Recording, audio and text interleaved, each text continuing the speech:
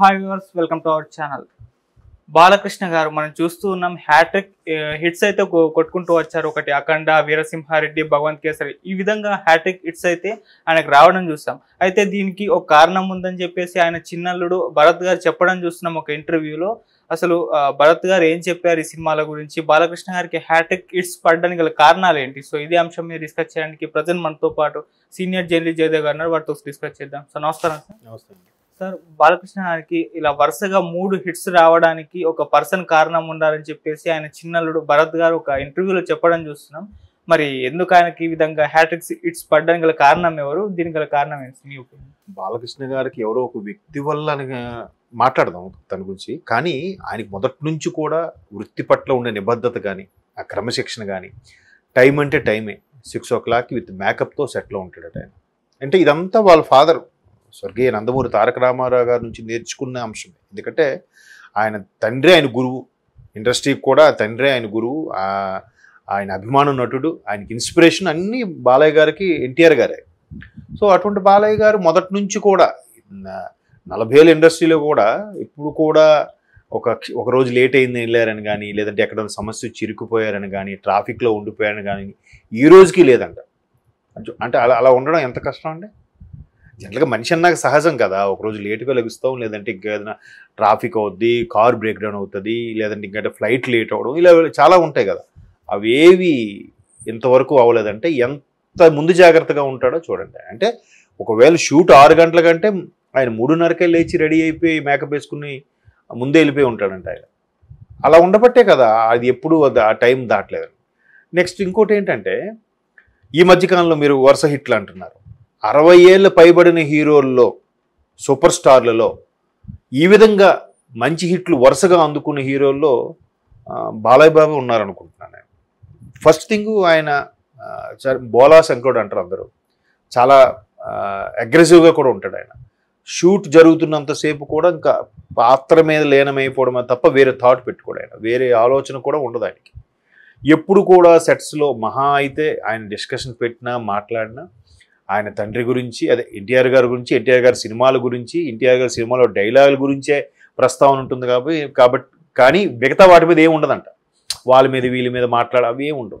పైగా హీరో అంటే కార్వన్లోకి వెళ్ళి రెస్ట్ తీసుకోవడం కూడా ఉండదు. ఆయన షూట్ లేకపోయినా వచ్చి బయట కుర్చేసుకుని కూర్చొని మిగతా షూట్ కూడా అబ్జర్వ్ చేస్తాడంటే. అంటే వాళ్ళు ఎలా చేస్తున్నారు, నెక్స్ట్ సీన్ మనం ఎలా చేసుకోవాలి, అండ్ దానికి ఎలాగ మనం సింక్ అవ్వాలి, ఇలాగే ఆలోచిస్తారంట. సో ఎంత నిబద్ధత, ఎంత టైమింగ్ ఉన్న హీరోల్లో ఎవరు నాకు తెలిసి ఉన్నాడు. ఎందుకంటే ఆహా అన్స్టాపుల్ ఎంత రేంజ్కి తీసుకెళ్ళిపోయిందంటే ఓటీటీలోనే హయ్యెస్ట్ రేటింగ్ వచ్చిన ప్రోగ్రామ్గా కూడా ఒకనొక టైంలో నిలబడిందంటే that credit goes to Balakrishna గారు. అంతవరకు చాలామంది హోస్టింగ్ చేశారు పెద్ద పెద్ద హీరోల్లో, కానీ బాలయ్య బాబు చేయలే. బాలయ్య బాబు రీమేక్ సినిమాలకు కూడా జనరల్గా నచ్చరంట. ఎందుకంటే లక్ష్మీనరసింహ సినిమా ఏదో ఒకటే రీమేక్ చేశారు, కానీ మిగతా ఏవి కూడా రీమేక్ కూడా నచ్చరు. వేరే భాషల్లో అవకాశం వచ్చినా కూడా చేయరు. ఆయన తెలుగు భాష అంటే అంత ఇష్టం.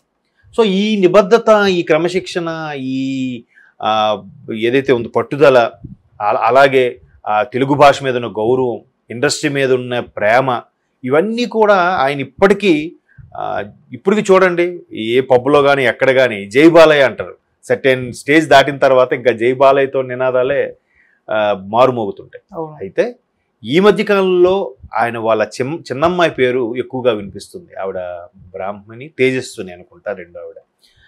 తేజస్వి రెండో అమ్మాయి కాలుక భర్త ఈయన భరత్ మన ఇప్పుడు కంటెస్ట్ చేస్తున్నారు ఎంపీగా కూడా.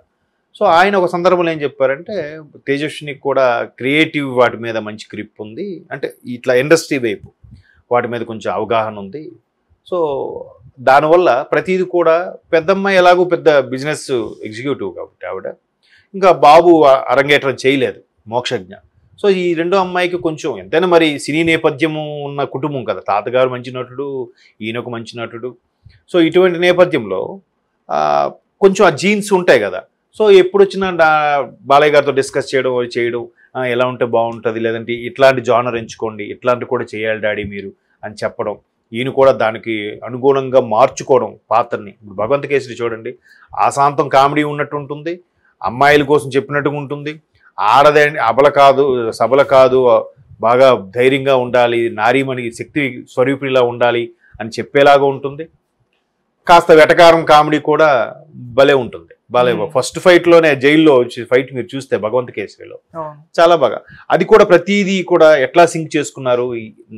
నేలకొండ భగవంత్ కేసరి అంటే ఎన్బీకే, మరోవైపు ఎన్బీకే ఎక్స్పాన్షన్ నందమూరి బాలకృష్ణ, అట్లాగా కాస్ట్యూమ్స్ పరంగా అట్లా ప్రతిదీ కూడా అమ్మాయి కేర్ తీసుకుని ఇది చేస్తుందంట. మొన్న కూడా ఏదో సందర్భంలో చంద్రబాబు గారికి పార్టీకి సంబంధించినప్పుడు కూడా ఆయనకి గ్రాట్యుటీ ఓవేషన్ ఇక్కడ గచ్చిబౌలి జరిగినప్పుడు కూడా ఆమె దానికి వచ్చి దానికి అడ్మినిస్ట్రేషన్ అని కూడా చూసుకుందంట, ఎట్లా నిర్వహించాలి ఏంటని. అంటే ఆ పరమైన థాట్స్ కూడా ఉన్నాయి ఆమెకి.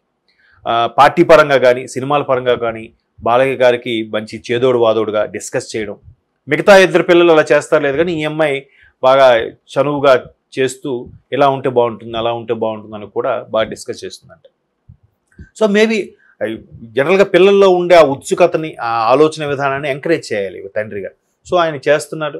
చేసిన దాన్ని బట్టి ప్రకారం హిట్స్ కూడా మీరు అన్నట్టు నేలకొండ భగవంత్ కేసరి కానీ దీనికి ముందు వచ్చిన వీరసింహారెడ్డి అంతగా మెప్పించలేకపోయినా కలెక్షన్స్ పరంగా కానీ సినిమా పరంగా ఎక్కడ నష్టం రాలేదు. తర్వాత అఖండ అంటే మరి ఇంకా చెప్పక్కర్లేదు. బాలయ్య బాబు కెరీర్లో అసలు సౌండ్ బాక్సులు కూడా పగిలిపోయేంత రేంజ్లో దాని బ్లాక్ బస్టర్ గురించి విన్నాం. సో అట్లా ప్రతిదీ కూడా ఆయన ఈ అఖండకు కూడా దాన్ని ఏమంటారు అఘోర సాధులు ఎలా ఉంటారు, లేదంటే హిమాలయాలో తపస్సు చేసుకున్న ఈ సన్యాసులు ఎలా ఉంటారు, దేనికి ఈ పాత్రకి ఎలా ఉంటే సరిపోతుంది, ఏ డ్రెస్సింగ్ అయితే సరిపోతుంది అని వీని ముందే సొంతంగా మేకప్ వేసుకొని డైరెక్టర్ కూడా పెడతారంట. అది ఆయన ఇంటర్వ్యూలో కూడా ఒకసారి చెప్పారు, అన్స్టాపబుల్ ఇంటర్వ్యూలో కూడా. సో అట్లా ఇంట్రెస్ట్ డే 1 నుంచి కూడా ఇదే నా ఫస్ట్ సినిమా, నేను కంపల్సరీ చేస్తాను అన్నట్టుగానే ఉంటారంట. ఈవెన్ డైరెక్టర్స్ కూడా ప్యాకప్ చెప్తే కానీ నేను కదలరు, అంత నిబద్ధత ఉండే హీరో బాలయ్య. సో దానికి తగ్గట్టుగా ఇట్లాంటి వాళ్ళ చిన్నమ్మాయి లాంటి క్రియేటివ్స్ థాట్స్ ఉన్న వాళ్ళు కానీ ఇప్పుడు వస్తున్న లేటెస్ట్ అప్కమింగ్ డైరెక్టర్స్ కానీ బాలయ్య బాబుతో ఇలా చేయొచ్చు. పూరి జగన్నాథ్ చూడండి, బాలయ్య బాబుతో మామ ఏక పెగల అంటే ఒక యంగ్ జనరేషన్కి ఏ పదంగా ఉంటే బాగుంటుంది అన్నట్టుగా ఆ బాడీ తగ్గట్టుగా క్యారెక్టర్ డిజైన్ చేయడం, దానికి ఈయన ఒదిగిపోయి యాక్ట్ చేయడం. డే 1 నుంచి కూడా ఆ రకమైన మౌల్డ్ చేసుకునే విధానం ఉంది కాబట్టి ఇప్పటికీ అలా జాగ్రత్త పడుతున్నారు కాబట్టి జై బాలయ్యకి ఆ క్రేజ్ ఉంది. కోర్స్ ఇప్పుడు వాళ్ళ అమ్మాయి కావచ్చు, లేదా ఇప్పుడు వచ్చే యంగ్ డైరెక్టర్స్ కావచ్చు, చాలామంది ఆయనతో సినిమాలు తీయాలి డ్రీమ్గా పెట్టుకున్న ప్రొడ్యూసర్స్ ఉన్నంతకాలం బాలయ్య బాబుకి తిరిగి ఉండదు. 60s తర్వాత ఈ స్థాయి హిట్లో ఉన్న వాళ్ళలో మన ఇండస్ట్రీలో ఎవరున్నారు బాలయ్య గారు తప్పితే.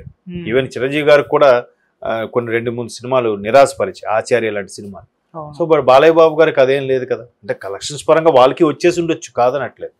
బట్ బాలయ్య బాబు గారి పేరు మాత్రం ఎందుకో అన్స్టాబుల్ ప్రోగ్రామ్ అయితేనేమి, ఈ మధ్యకాలం వస్తున్న సినిమాలు అయితేనేమి ఎంచుకునే విధానం కూడా ఒక్కొక్కటిగా మెరుగుపరుస్తూ వస్తున్నాయి. అంటే ఏజ్కి తగ్గట్టుగానే ఎంచుకుంటున్నారు.